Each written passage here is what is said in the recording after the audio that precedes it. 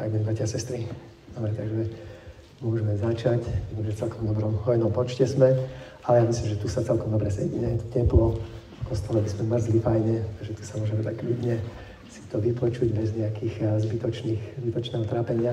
Takže ja vítam medzi nami doktorku Danielu Hrtusovú.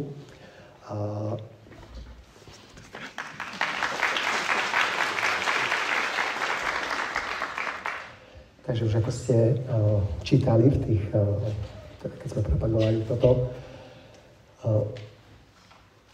pani doktorka vlastne pracuje ako psychiatrička a to vlastne možno aj o čom ľudia si hovoria, tak aspoň čo ja sa poznáme viac menej vyššie, čo si cez rok, tak jednoducho tá dimenzia, viete, toho Boha, ktorý je tu teraz aj reálne medzi nami, je v nás.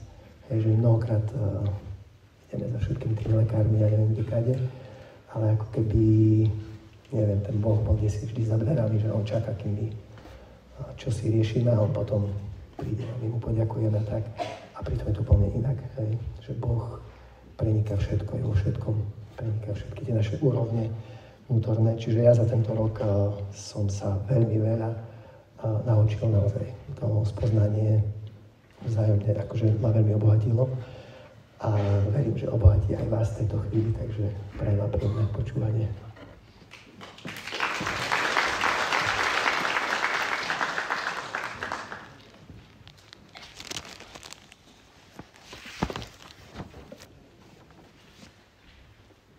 Dobrý večer. Neviem, ako to... Počuť ma? Dobre počuť? Ja veľmi pekne ďakujem za pozvanie. Mám včera, keď mi pán kaplan poslal, že takto vyzerá tá sála, tak ja si hovorím, že to musím predýchať, lebo v piatok som mala prednášku v domove dôchodcov a tam nás bolo tak 15, tak to bolo tak celkom príjemné. Ale aby ste teda vedeli, že to ani pre mňa nie je celkom jednoduché takto predstúpiť pred veľmi veľa ľudí. Ale pán kaplán v kázni to už vlastne celé otvoril, hej, že o čom my budeme hovoriť. A ja mám takú túžbu, keďže budeme mať aj adoráciu po tomto vstupe, tak aby to nebola prednáška, aby sa niečo udialo. A do toho, aby sa niečo mohlo udiať, tak sa pokloníme pred našim stvoriteľom, pred lekárom ducha, duše a tela a toho, ktorý prebýva v hĺbke nášho bytia. Tak ak by vám nevadilo, by sme sa na začiatku modlili. Ale nebude asi, ja keď počujem o tom, že odnesieme si nejaké vedomosti, tak sa trošku tak nad tým pousmejem, lebo keby to tak bolo, že svet nám ponúka všetky tie vedomosti, tak by sme boli niekde inde. A my nie sme niekde inde práve preto, že trpíme oddelenosťou od nášho stvoriteľa. A keď si aj neodnesieme nejaké vedomosti z tohoto nášho spoločného času, tak budeme, aspoň ja teda v tom, ako to prežívam a ako chcem, aby sme do toho vstúpili, tak budeme chcieť, aby Boh niečo urobil v tomto našom čase. Počujem, stále to ide dobre. Takže jak si sedíte isto pohodlne, hej, tak to sa v laviciach v kostole nám nesedí. Môžete si, ak chcete, na chvíľočku zatvoriť oči a išli by sme sa ponoriť do Božej prítomnosti, ktorá je tu v bohostánku, ale je všade a je aj v našom srdci. A budeme prosiť toho, ktorý je náš stvoriteľ, na ktorého obraz sme stvorení, aby on počúval v našom počúvaní, aby on hovoril v mojom hovorení a aby urobil to, prečo určil tento čas. Tak začneme znovu v mene Otca i Syna i Ducha Svätého.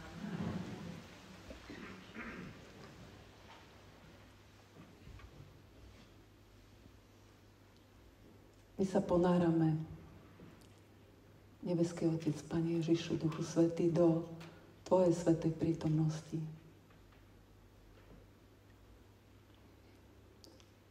Do Tvojej najsvätejšej vôle.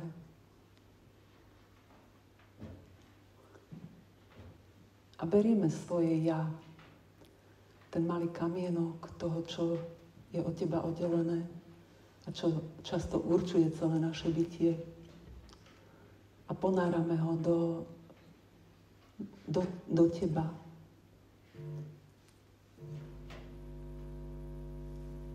A dávame Ti tento malý kamienok našej vôle výmenou za život v Tebe.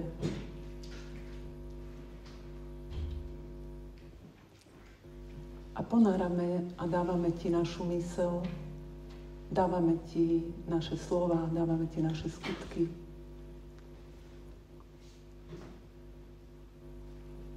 My sme Tvojim svätým chrámom, Duchu Svätý.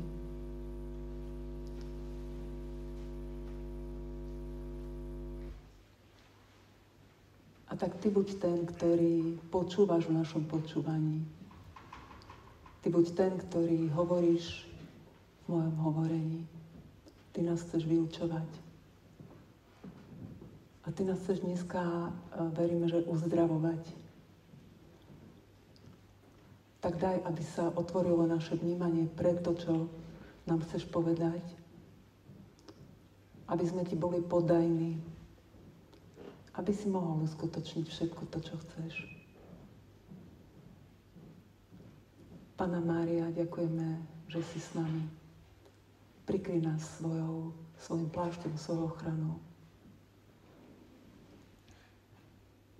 A vítame aj našich anielov, ktorí nám boli pridelení a ktorí nás budú sprevádzať až do večnosti.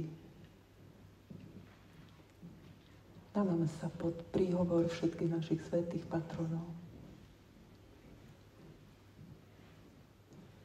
Pane, hovoríme, že ťa milujeme, že ťa adorujeme a zvelebujeme.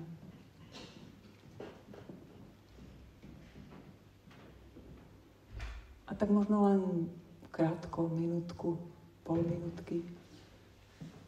Teraz chceme odložiť naše myšlienky aj všetko to, čo púta našu pozornosť a ponoriť sa do Božieho pokoja.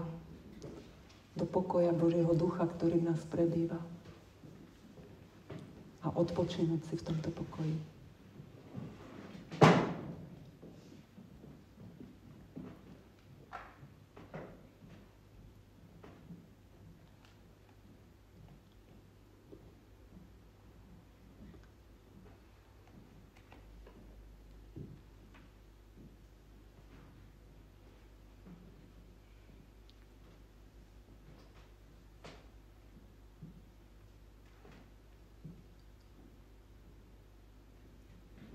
Sláva Otcu i Synu i Duchu Svätému, ako bolo na počiatku, tak nech je teraz i vždycky, i na veky vekov. Amen.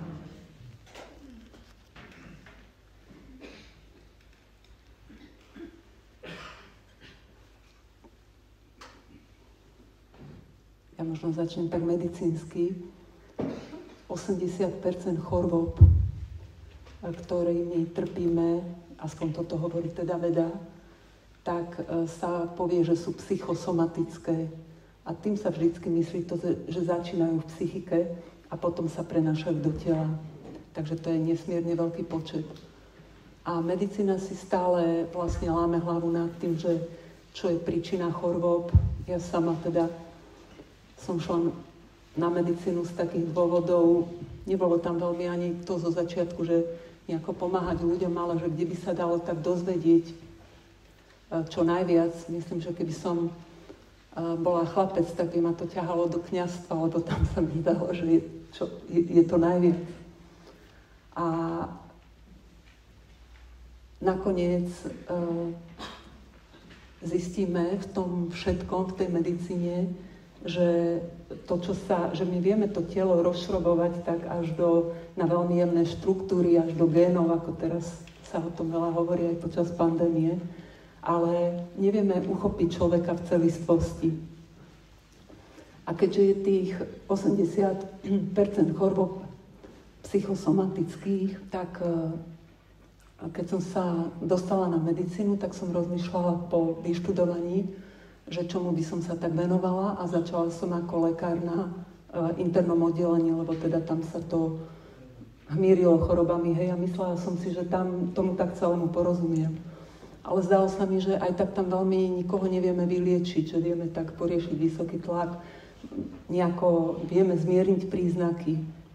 A potom ma teda stále zaujímalo, že čo sa deje nejako v tej psychike. A môj primár, ktorého sme teda mali ako mladí lekári, tak keď bolo treba, zavolal psychiatra na psychiatrické konzílium, to je teda, keď si lekár z iného oddelenia ku pacientovi zavolá iného špecialistu a vždycky tam niečo napísal ten psychiater a videla som, že ten náš primár sa vždycky tak pousmieval nad tým, hej, že akoby rozumel, že ten psychiater tam niečo dôležité zašifroval do tej správy.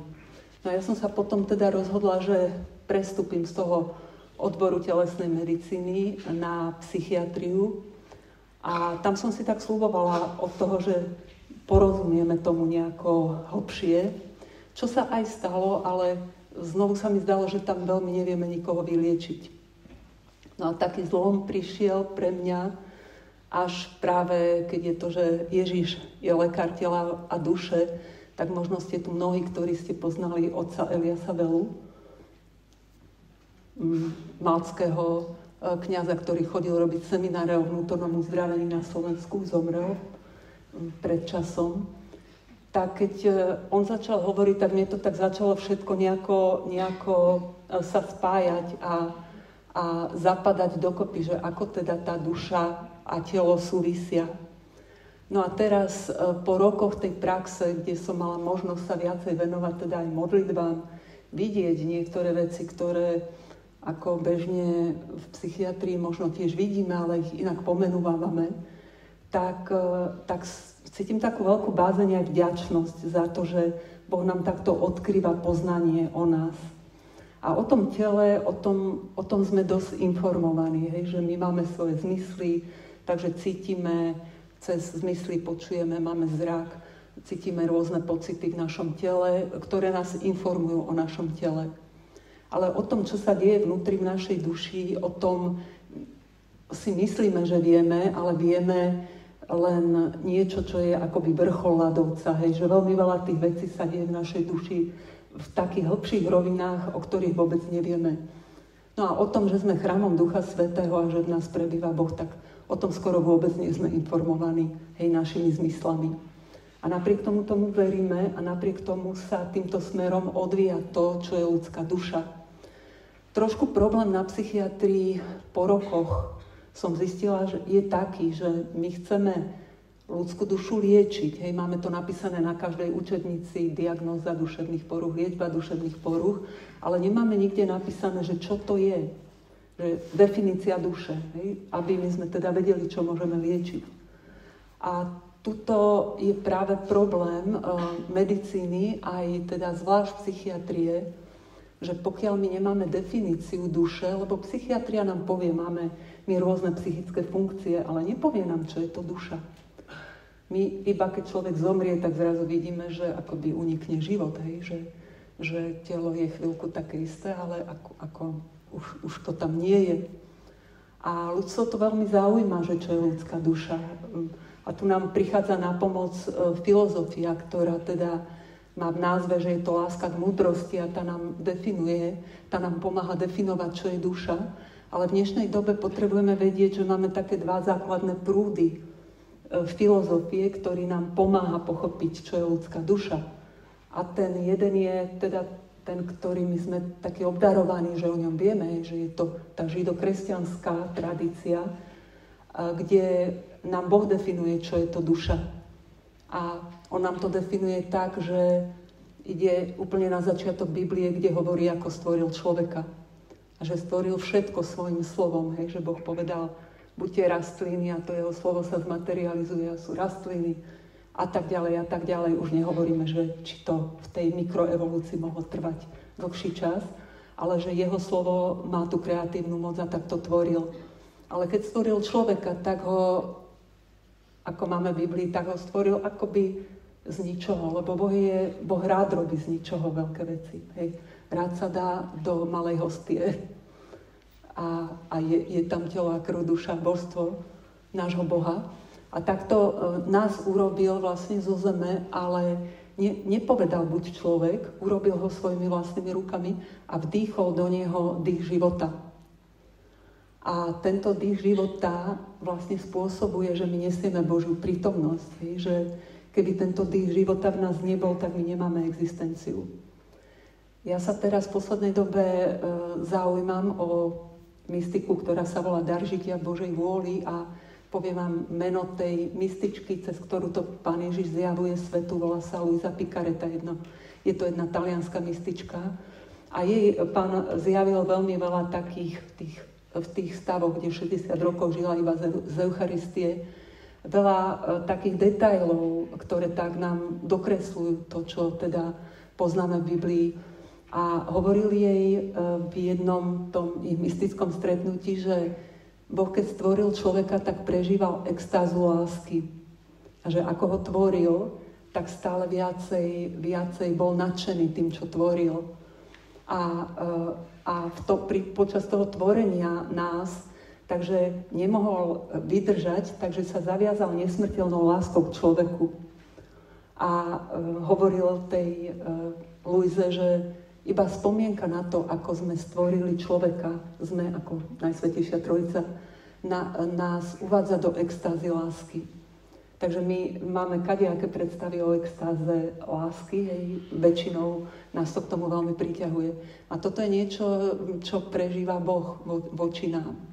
Takže v nás je Božia prítomnosť, ktorá teda určuje to, či žijeme. Neviem, či ste si uvedomili, že my dýchame a každý ten výdych a nádych je vlastne prejavom nášho života, Božej prítomnosti v nás.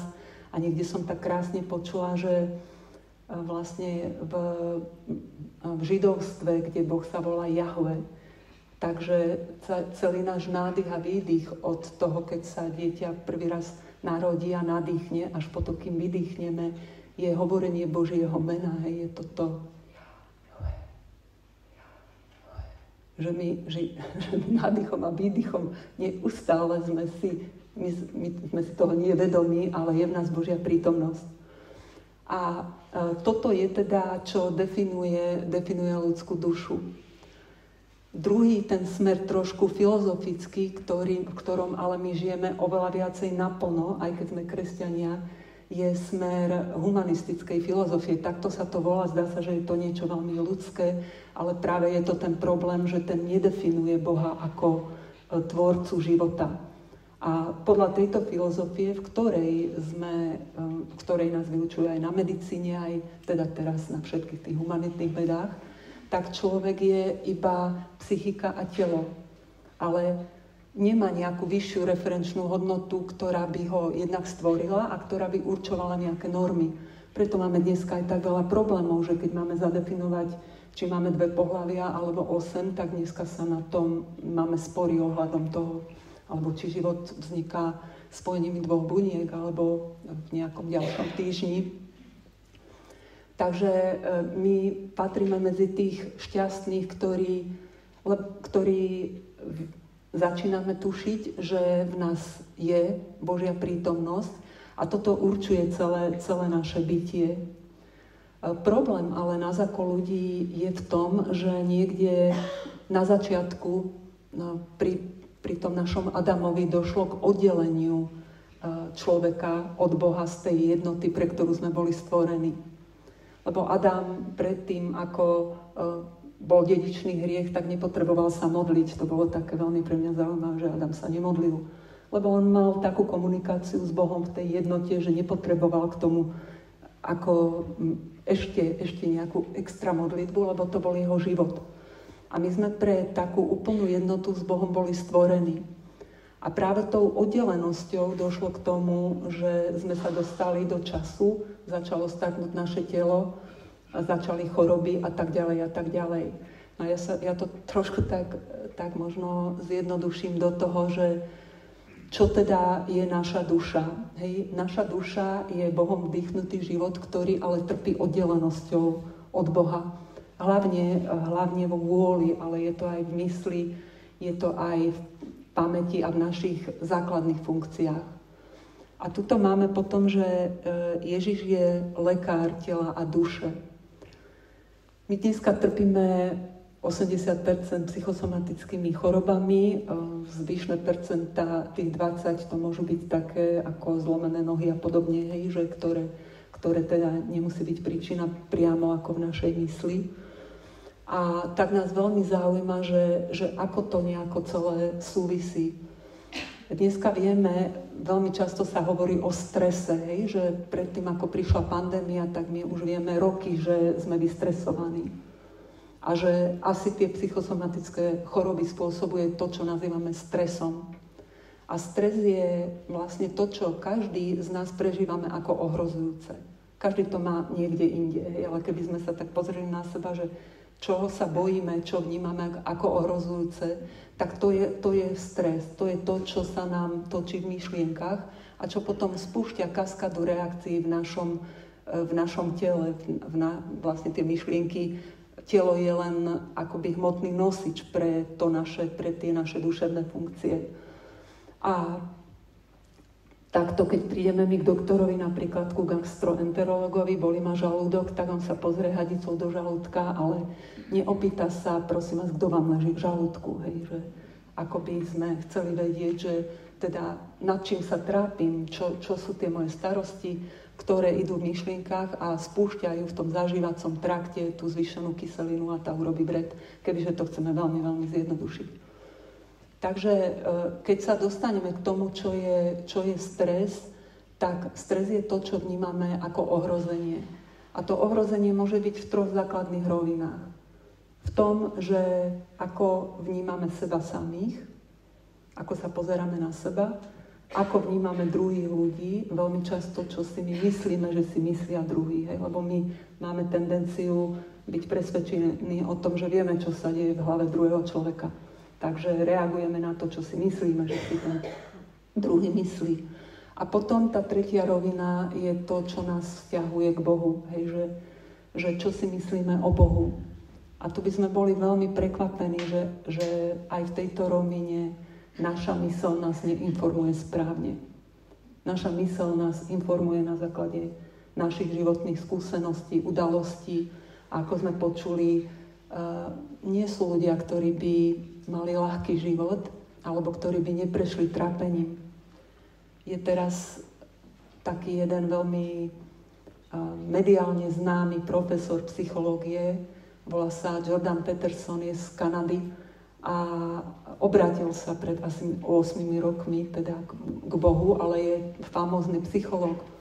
A počúvala som jednu jeho prednášku a on tam hovorí, že o tom, že život je ťažký a že je to veľmi náročné, vieme všetci. A tí, ktorí o tom to nepriznajú, tak buď sú naivní, alebo sú cynickí. On to takto povedal, že kto si myslí, že nemá nejakú záťaž. Alebo možno to môže byť ešte tak, že som moc malé dieťa, si to ešte neuvedomujem. Ale to neznamená, že by sa v nás už neukladali naše vzorce toho, ako reagujeme, čo si myslíme o sebe, o svojej hodnote, ako sa vzťahujeme k druhým ľuďom a čo si myslíme o Bohu. A práve v tom, čo si myslíme o Bohu, je to veľmi dôležité, lebo ak má byť môj lekár, tak potrebujem tomu uveriť, že je môj lekár, hej. A sestre Faustíne, svätej sestre Faustíne, Pán Ježiš povedal, že je moje najmilšia tá duša, ktorá sa vo všetkom spolieha na jeho dobrotu. A ja keď si to zoberiem tak na seba, tak si musím tak priznať, že no ale vlastne keď sa bojím, tak ja sa nespolieham, že Boh by išiel aj do tohoto, alebo v tejto oblasti už som tak veľa sa pokúšala, modlila a nič sa tam nezmenilo, takže mi to tak nahlodáva túto pravdu Božiu. Ale Ježiš to napriek tomu hovorí a možno vám je známy ten príklad, kedy za sestrou Faustínou chodila jedna spolusestra a hovorí jej, že opýtaj sa, keď budeš v tom zjavení s Ježišom, že či mi odpustil. No a keď ju toľko unúvala, tak Faustína sa skutočne opýtala Pána Ježiša. A on jej povedal, že povedz jej, že oveľa viac ako jej hriechy ma zraňuje jej nedôvera v moju dobrotu. Takže je to také ako veľmi vážne. A my tuto potrebujeme vedieť, že potrebujeme si pýtať, aby sme spoznali Boha. A potrebujeme vedieť tie Božie princípy. A jeden z nich je taký, že my musíme uznať, že máme vo svojej mysli hradby. To je biblický termín, hej, kde Božie slovo hovorí, že máte v mysli hradby a že vy sami ich nemôžete zbúrať. A čo sú tie hradby? To sú naše myšlienkové konštrukty. To máme normálne v tých neurodráhach niekde uložené. Čo si myslím o sebe a nie je správne, čo si myslím o druhom a nie je správne, a čo si myslím o Bohu a nie je správne. Hej, a toto, ako my točíme v našich myšlienkach. Boh nám dal 3 základné akoby mocnosti duše. A to je to, že sme rozumné bytosti, že my sa tak prikláňame k tomu, čo nám dáva zmysel. Takže máme rozum, potom máme pamäť. To je tá databáza, kde máme všetky tie udalosti uložené a často oni sú práve v tom nevedomí, hej, že nám sa pripomenie nejaká ťažká udalosť a máme k tomu emócie a ani sme na to nemysleli, hej, môže nám to len nejako naskočiť. A potom máme vôľu a to je tá hybná sila, ktorá je taký klenot tej našej ľudskej výbavy, lebo ňou sa rozhodujeme. A práve my sa v modlitbe Otče náš modlíme o to, aby bola Božia vôľa, aby prišlo Božie kráľovstvo, aby jeho vôľa bola na nebi, tak ako v zemi. Ja som tak niekedy rozmýšľala, že ako to môže byť, hej, že po smrti sú všetci v jednote s Bohom názorovo, hej, že možno by som prišla do neba, aby som tam chcela čosi vylepšiť, alebo ako. A tu my vlastne spoznávame to, že Božia ponuka v tej jednote je to, aby sme ho my pustili do toho, aby nás mohol obdarovať a aby sme boli s ním úplne zjednotení. Vrátanie tej našej vôle, preto ja som sa teda na začiatku tak modlila, že aby ten náš malý kamienok, čo je vlastne to, čo je nejako v našom vnútri tvrdé, tak sme mohli pustiť, hej, že sme to mohli dať Bohu. No a takto teda, neviem, hovorím asi trošku tak nesúrodo, ale verím, že Pán ponechá v nás to, čo si máme zapamätať. Takže takto sa nejako rysuje to naše duševno, hej, a takto sa v myšlienkach vytvárajú tie zranenia, tie spomienky na to, ukladajú sa v našej pamäti. Poviem príklad, keď je dieťa malé, je šikanované, je už v škole, tak vytvorí voči tomu prirodzene nejaký, my to voláme, že obranný mechanizmus. Hej, že tak keď ma niekto šikanuje, tak ja sa stiahnem z toho kontaktu od detí a začnem sa uzatvárať, aby som tomu zabránila. Ale popri tomto, že mi to pomáha v tej situácii, tak ja idem ďalej vekom a rokmi a tento val, táto obrana moja, ktorú vytváram, ide so mnou. A dostanem sa do dospelosti a zrazu už ma nikto ani nešikanuje, ale ja mám stále vytvorený mechanizmus, ktorým sa bránim proti kontaktu s druhými ľuďmi. A teraz sa ho potrebujem zbaviť a my máme takto vo svojej mysli hradby. Hej, máme názory, máme vzorce myslenia a správania.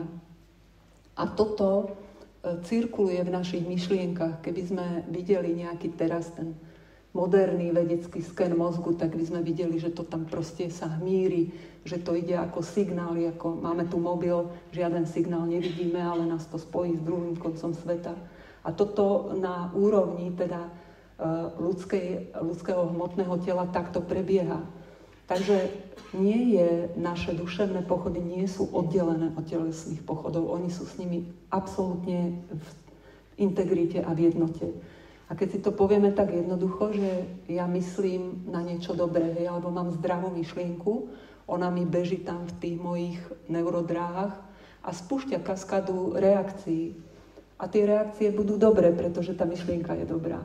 Ale keď je to myšlienka, nazveme ju toxická alebo stresujúca, že som neustále v nejakej obave alebo napätí, tak aj toto spôsobuje kaskádu reakcií. Vyplaví sa mi hneď adrenalín, vyplavia sa mi všetky teda tie látky, ktorými ten stres potrebujem zvládnuť.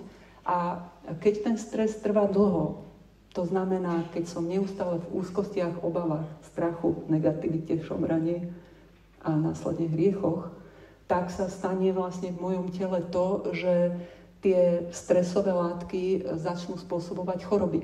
A my začneme chodiť po doktoroch. Hej, toto je tých 80% chorôb, ktoré vlastne takýmto nejakým mechanizmom v nás vzniká. No a tuto by sme potom išli do toho, že dobre, tak to nejako my sme pokazení od toho Adama. A ako sa môže stať Ježiš lekárom nášho tela a duše? Hovorili sme, že Pán Ježiš, keď bol na zemi, tak veľmi s nami súcitil, hej, že uzdravoval. Ale vždycky mu šlo o to, aby bola uzdravená aj tá duša človeka, nielen to telo. Niekde som teraz počula, že možno to bude čítanie o uzdravenie 2 slepcov a že ten jeden potom, keď bol uzdravený, tak išiel do synagógy a tam o tom svedčil a oni ho z tej synagógy vyhodili, lebo mu povedali niečo teda zlé, lebo on hovoril, že Ježiš ho uzdravil. A že pre Žida v tedajšej dobe, keď ho vyhodili zo synagógy, tak to znamenali, že ho úplne odpísali. Ale to bol človek, ktorý nemal iba vrátený fyzický zrak, ale mal uzdravenú aj dušu, že bol rozhodnutý hovoriť pravdu, hej, a žiť v pravde. No a toto je preto tak, že my keď si pýtame zdravie, tak by sme si ho mali pýtať v celistvosti. Lebo môžeme mať uzdravený nejaký telesný neduch, ale keď nám ostane tá ťažoba v našej duši, tak tá nás bude sledovať ďalej. A ja by som pozerala, že ako sme s časom, jak to tuto... Môžem poprosiť, že koľko sme hodín? Dobre, ďakujem. Takže prešli by sme trošku k tomu, že Ježiš je tým našim uzdravovateľom.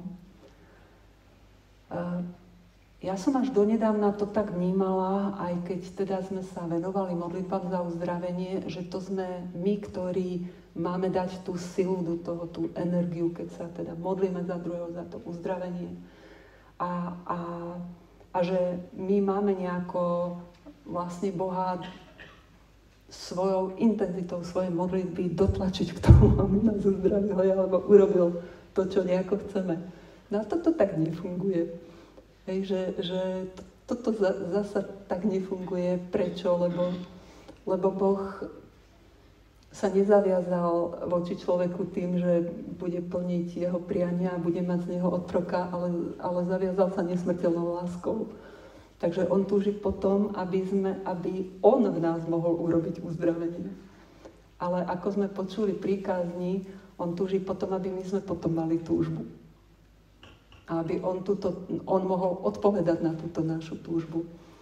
Preto nám dáva Božie princípy v tom uzdravení. A ten prvý základný princíp je, aspoň ja som si ich tak spísala, že bezo mňa nemôžete nič urobiť.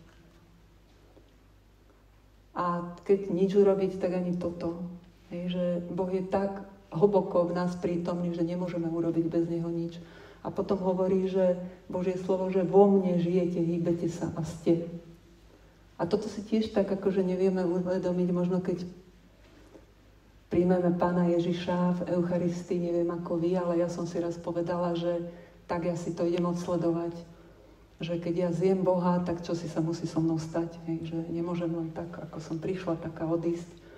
A tak som sa tak zamerala, že som sa zamerala tou pozornosťou na to, že či sa ide teda niečo vo mne udiať, keď som prijala. Povedala som, že zjem Boha tak trošku nadnesenie, ale keď som teda prijala Boha v Eucharistii. A tak som si sadla a čakala som, že čo bude, ale zameriavala som sa skutočne na to, čo sa stalo. No a zrazu som zistila, že mi hrozne prúdia myšlienky, že nič s tým ako neviem urobiť, tak som len tak, že a nemohol by si niečo urobiť teda s tým cirkusom v tej hlave najprv. A bolo to veľmi zvláštne, že ako som tak požiadala o to, tak to stichlo. Ten kolotoč tých mojich myšlienok stichol a ja som zažila Boží pokoj, tú prítomnosť. No a toto je to, čo on nám chce dať všetkých. On chce zastaviť kolotoč našich myšlienok a chce, aby sme sa mohli ponoriť do jeho prítomnosti. A to nie len 15 minút po prijatí Eucharistie, ale stále. Hej, lebo my sme chrámom Ducha Svätého a ten Boží princíp je taký, že on je darca a my sme príjemci. Hej, že nie je to tak, že my mu môžeme niečo dať. To je veľmi ťažké nám nejako uznať, lebo my by sme aspoň nejako chceli prispieť, aspoň teda niečo by sme chceli urobiť bez Boha, ale faktom je, že my niečo môžeme urobiť bez Neho iba to, čo nie je dobré, hej? Lebo všetko to, čo je dobré, tak on je vtedy s nami v jednote a vtedy to robíme spolu s ním. A on takto chce vstúpiť do uzdravenia našej duše tým spôsobom, že nás chce obdarovať týmto uzdravením. Vlastne on nechce, aby sme sa namáhali. Tá naša námaha je jedine v tom, že sa potrebujeme namáhať, aby sme boli v tom bdelom zameraní na tú túžbu. Hej, ako ja som si vtedy povedala, že nejdem len tak nehať myšlienky, nech mi bežia, ale že chcem sa zamerať na to, že teraz som prijala Boha. A Pán nám takto dáva návod, že ako to môžeme robiť, hej? Že my sa ráno môžeme zobudiť a môžeme v tom dare života v Božej vôli sa nám to doslova odporúča, že ráno hneď ako otvorím oči, tak mám urobiť ten úkon vyjadrenia Bohu tej túžby. Tak ja dneska chcem, aby to moje malé ja, to moje ego bolo ponorené do teba a aby si bol vo všetkom prítomný. Tejto svätej žene Pán Ježiš povedal, že jemu sú málo naše duchovné skutky. Že on nechce byť iba v našej modlitbe, v adorácii, v čítaní Božieho slova, že on chce byť aj v tých našich prirodzených skutkoch. V pití kávy, v praní, v žehlení, v písaní na počítači. Že chce byť prítomný vo všetkom. Keď som sa zdieľala s jednou mojou pacientkou o tomto, ktorá je veriaca, tak ona na to povedala, no ale to je moc dokonalé. A mne to vtedy prišlo také zaujímavé, že niekde v Biblii máme, že buďte dokonalí, ako je váš nebeský Otec. A mi to prišlo, že no ale toto je nedosiahnuteľné, hej, že ako môžeme my ísť k dokonalosti. A tu toto zrazu Boh rozbavuje, že ja vás obdarím, ja v každom tom momente, ako idete v dni, keď sa so mnou zjednocujete, keď dávate na to, čo prichádza fiat, tak tá moja božská sila a moc vstupuje do toho, čo prežívate. Takže my máme návod, hej, že my môžeme vlastne v priebehu dňa v tých všetných veciach, ako idú, robiť to neustále zjednocovanie s Pánom. A potom buď to môžeme robiť, alebo to nemusíme robiť. Keď to budeme robiť, budeme mať dôkazy. Niečo sa zmení. Keď to nebudeme robiť, tak ostaneme vo svojich stereotypoch, v tom, čo nie je v nás premenené. Je veľmi zaujímavé, že v Starom zákone Boh, keď hovorí o sebe, tak on povie, že ja som, hej, že po latinsky je to, že ego sum. A my v psychológii a v psychiatrii hovoríme tiež o egu. Hej, že je to naše ja. A toto naše ja je to malé ja, ktoré od toho Božieho ja sa tým dedičným hriechom oddelilo, ale Boh chce, lebo sa zaviazal nesmrteľnou láskou k človeku, aby sme boli s ním znova zjednotení. A my potrebujeme vedieť, že to oddelenie toho nášho ja má tie prejavy, hej, ono má prejavy v tých našich myšlienkach zranených, v našej pamäti, v tých skúsenostiach, ktoré sme prežili. Ale má prejavy aj v priebehu dňa, keď začneme pociťovať úzkosti, obavy, strachy a podobne. Lebo toto naše ja, to naše ego sa správa ako malé dieťa. Malé dieťa je veľmi dobrý pozorovateľ, ale nesprávne interpretuje to, čo pozoruje. Že je to tak, že malé dieťa je tak zamerané na seba, že všetko, čo sa deje okolo, mama sa krivo pozrie, už sa rozplače, alebo ten bytík, to je ten svet, to je tá naša planéta, že všetko sa točí okolo jeho. A my, či chceme alebo nechceme, tak máme tou zranenosťou oddelenia od Pána to naše ja vlastne takéhoto charakteru. Akoby to bolo skutočne to ego v tom neuzdravenom zmysle slova, ktoré je ako ten faraón, keď tam je to aj ten vnútorný obraz o našej duši, že to naše ja nás často naháňa, ako ten faraón naháňal tých Izraelitov, keď utekali z toho otroctva. A my sa ako nemáme ako vnútorne uzdraviť inak ako tým, že sa do toho veľkého Božieho ja ponoríme. A to je práve tá jeho svätá prítomnosť, ktorá je v nás. A Bohu neprekážajú vôbec naše slabosti, naše hriechy, veci, ktoré teda nám prekážajú, ktorých si možno u seba ani tak veľmi nie sme vedomí, lebo je tak veľmi zaujímavé, ako sme my prepojení, že keď na niekoho ukazujem prstom, že toto je taký človek, toto robí takto, tak on iba zrkadlí to, čo ja sama nosím v sebe. To je taká psychologická pravda, ťažká. Neznamená to, že so všetkým máme súhlasiť u druhých ľudí, ale keď niekoho obviňujem, to je keď vidím tie triesky a nie to svoje brvno, tak viac menej ja iba vidím to, aká v skutočnosti som. Ale zrkadlíme sa aj v tých dobrých vlastnostiach. My ani o tých dobrých vlastnostiach nič veľmi nevieme, o tej hĺbke našej duše. Lebo to, čo obdivujeme na druhých ľuďoch, čo sa nám na nich páči, to je takisto ten potenciál, ktorý máme v sebe. Že ide to obidvoma smermi. A Boh nám chce dať seba poznanie, aby sme vedeli o sebe, vedeli, aký vlastne vo vnútri sme, aj v tých slabostiach, aj v tých dobrých vlastnostiach, práve preto, aby v tých slabostiach sme vedeli, že my ho potrebujeme. Že naše ego si nepôjde oddelenie od jeho ja. Že chce byť s nami vo všetkom, že keď hovoríme, že je niekde v srdci, je asi všade, ale keď by bol v srdci, tak to naše srdce je veľmi zaujímavý orgán, lebo má ešte aj vlastný nervový systém, mimo teda celého tela, tak ono nie vždycky tým srdcom ako nerozmýšľame, že naša myseľ nás nemusí celkom správne informovať o všetkom. Ale keď je Boh v našom vnútri a on chce, si to môžeme predstaviť akože expandovať do našich myšlienok, do našej pamäti.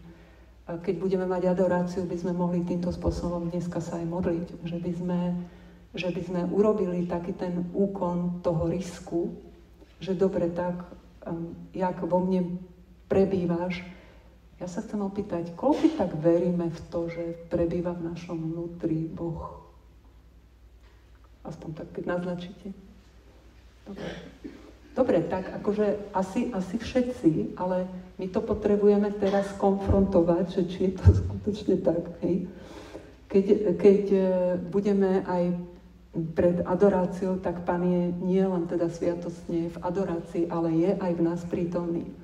A on potrebuje na to, aby nás mohol uzdravovať náš súhlas. Latinsky sa to povie, že to buď, to fiat. A keď my dáme súhlas, tak si to môžeme predstaviť, že túto z hĺbky z toho nášho srdca, tá Božia prítomnosť so všetkým, čo potrebujeme, expanduje do nášho ja. Boh hovorí, že on prúdi v našej krvi. V tej mystičke Luise Picarete Pán Ježiš hovorí, že keď je v nás, tak je aj v našej krvi, bije mojim srdcom.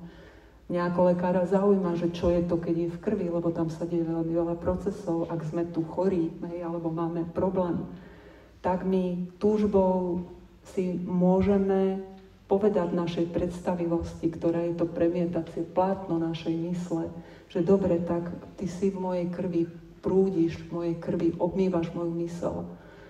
Kde je Božia prítomnosť, tam musí dojsť k poriadku. Takže ak je v neporiadku moja imunita alebo niečo, tak tá Božia prítomnosť vo mne, na ktorú ja sa zameriavam, nie že ho chcem donútiť, ale uznávam to ako realitu, tak začne dávať do poriadku moje vnútro.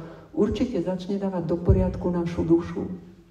Lebo keď my pôjdeme pred Pána s tým, že my dobre, tak sme tu teraz, potrebujeme tvoje uzdravenie a každý to máme v niečom inom, tak ukáž, kde to je. A sú 3 základné oblasti. Jedno je, ako sa dívam sám na seba. Druhé, čo ma pozraňovali druhí ľudia, alebo voči ktorým mám neodpustenie. A tretie je, kde sa cítim možno aj zranená Bohom, hej, alebo v tej nedôvere voči nemu. A on do všetkých týchto 3 oblastí chce prísť. Každému z nás môže ukázať niečo iné. Ale určite nám bude ukazovať. A keď vám niečo príde v myšlienkach, tak je to to, o čo prosíme Ducha Svätého, aby nám ukázal.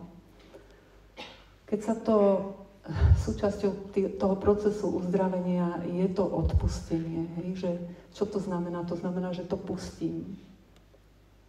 A dovolím Bohu, aby povedal nad tým, Otče, odpustím, oni nevedia, čo robia. Hej? Aby to povedal nado mnou, aby to povedal nad tými, ktorí ma zranili. Že toto je to, čo Boh vlastne neustále, Boh Ježiš Kristus neustále robí, že on stojí pred tým nebeským Otcom a hovorí mu, Otče, odpust im, oni nevedia, čo robia. A my keď nás niekto veľmi zranilo a máme problém mu odpustiť, tak môžeme jednoducho urobiť ten úkon, že ja neviem odpustiť, ale idem sa dívať, čo robí Ježiš. A môžem si predstaviť Ježiša, ako hovorí nad tým človekom, Otče, odpust mu, on nevie, čo robil. Je to doslovné, lebo väčšina zla, keď my ho robíme preto, že sme sami poničení, hej. Väznice nie sú plné detí z usporiadaných rodín. Hej. Sú tam väčšinou ľudia, ktorí sú veľmi doráňaní vnútorne a ako povedal ten múdry profesor, všetci sme nejako. Takže keď nám bude ukazovať, do ktorej oblasti chce prísť, tak my povedzme, áno, mám túžbu, aby si teraz do toho vstúpil. Možno pôjdu okolo toho emócie, ako sme počuli v kázni, že môžeme plakať. To je to, čo je tá farba tej skúsenosti, toho zážitku, ale môžeme to nechať. My môžeme Bohu dovoliť, tak keď si vo všetkých mojich psychických funkciách, buď aj v mojich emóciách, hej, aj tie maj pod kontrolou. A takto môžeme si počkať na to, že čo dneska Pán urobí, lebo určite z každého z nás sa chce niekde dotknúť. Takže toto by sme mohli nejako nechať potom ako takú praktickú časť tohoto nášho teda stretnutia a zdieľania. Ja rozmýšľam ešte, že čo by bolo také dôležité povedať, lebo asi už čas nám aj vypršal. Ešte možno to, že skutočne Bohu nevadia naše slabosti. Že mali sme to podobenstvo o tom marnotratnom synovi, tak on si tak nahrubo vypýtal to dedičstvo a zmizol. Potom to tam všetko teda sa mu nič nedarilo a o všetko prišiel. A potom sa rozhodol teda, že keď sa vrátim, tak tomu svojmu otcovi poviem tieto veci a budem tam chcieť robiť toho posledného, ale aspoň budem mať strechu nad hlavou. Hej, ja začal si prehrávať v hlave, že čo mu povie. Že povie mu, zrešil som oči nebu a tebe a príjmi ma a tak ďalej. Ale ten otec ho očakával, on neustále čakal, že sa vráti. A takto neustále čaká vlastne aj na nás. Problém mal ten druhý syn, ktorý bol teda stále doma a ktorý nejako mu vadilo, že povedal aj nad týmto bratom, odpúšťam ti, lebo nevieš, čo si robil. Hej? Že ten mal problém s tými hriechmi toho druhého človeka. Možno je toto, čo nám vlastne, keď na niekoho ukazujeme prstom, tak čo ani nevieme, že v sebe nosíme sami. A my do všetkého, akokoľvek by sa nám to zdalo, že je to veľa, tak skúsime tak dôverovať v tú Božiu dobrotu, že povieme, dobre, tak tu sme počuli v prednáške, že ideme dôverovať v tvoju dobrotu. Tak teraz ti, Pane, mám túžbu, aby si vstúpil do hocičoho, do čoho chceš v tom mojom vnútri. Hej. Či už v mojom tele, alebo v mojej pamäti, v mojich spomienkach. A keď by nám vyskočilo niečo, kde máme problém odpustiť, možno sami sebe niečo, hej, môžeme sa roky obviňovať za niečo, tak sa pozrieme na to, čo robí Ježiš, že skúsime tak od seba trošku odstúpiť z toho svojho ja a nechať nech to robiť to Božie ja za nás. a on, aby nám iba dal ten odpočinok a dal ten pokoj a uzdravenie do našej duše. Takže toto by sme mohli potom urobiť v adorácii, ak by sme takto súhlasili. No a ja rozmýšľam, nevedeli sme, že či dáme priestor na nejaké otázky, že či je to vhodné alebo nie, ale ak by ste mali nejakú otázku a chceli sa niečo opýtať, možno by sme mohli na krátky čas nechať.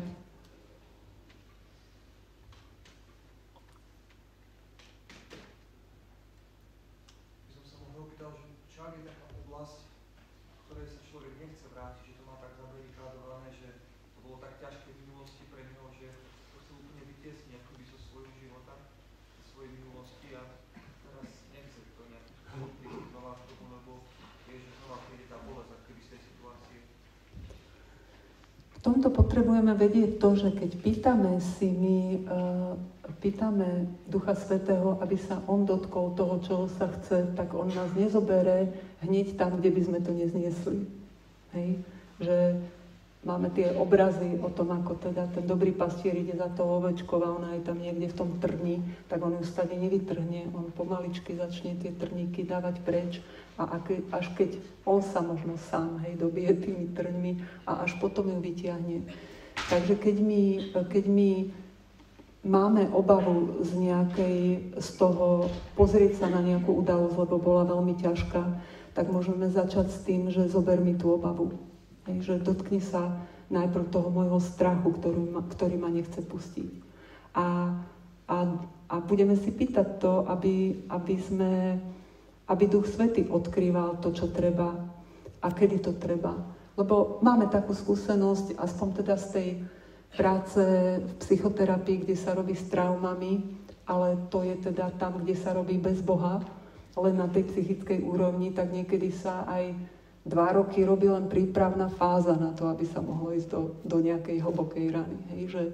Že iba sa stále tak chodíme ako okolo a budujeme takéto zázemie, uvedomujeme si, kde máme tie dobré vlastnosti a podobne.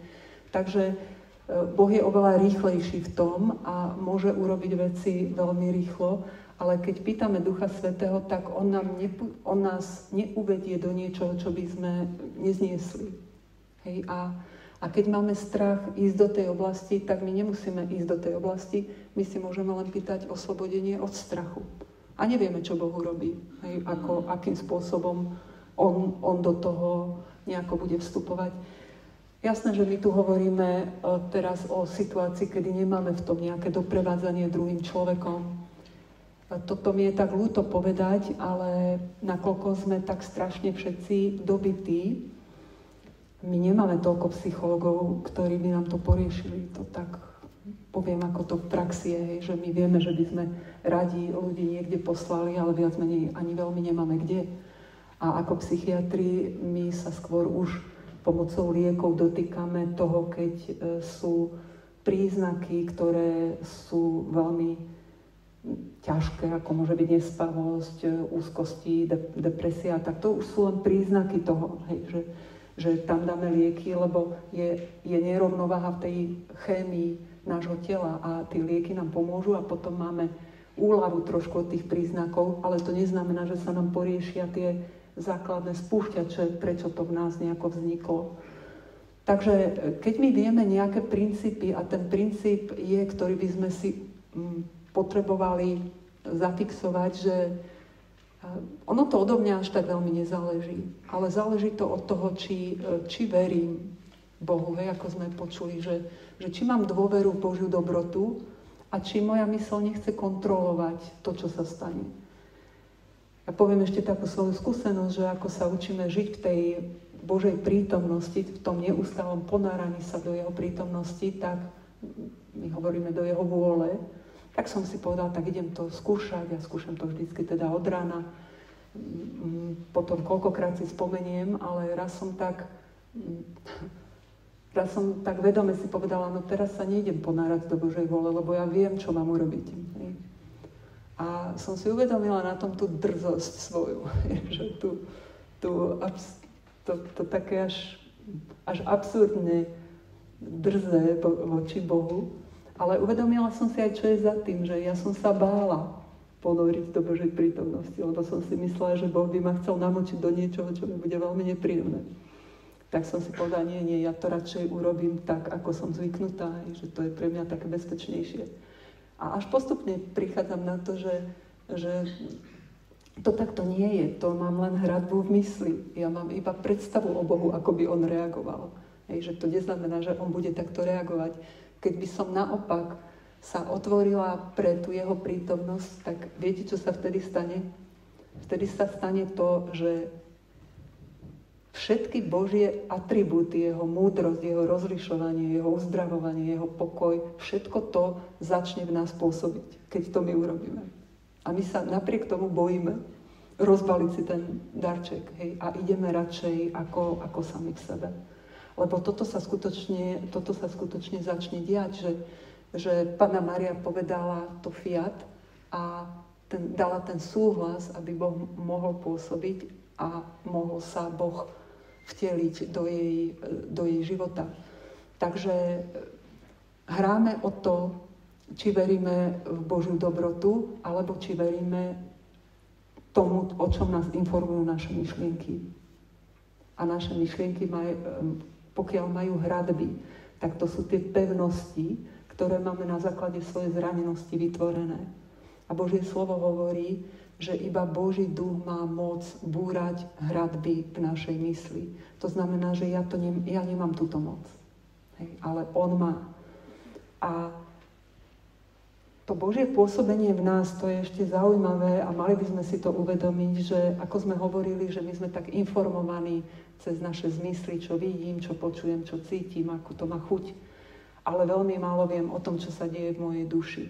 A takto my, keď príjmame Božiu milosť, my to necítime emóciami.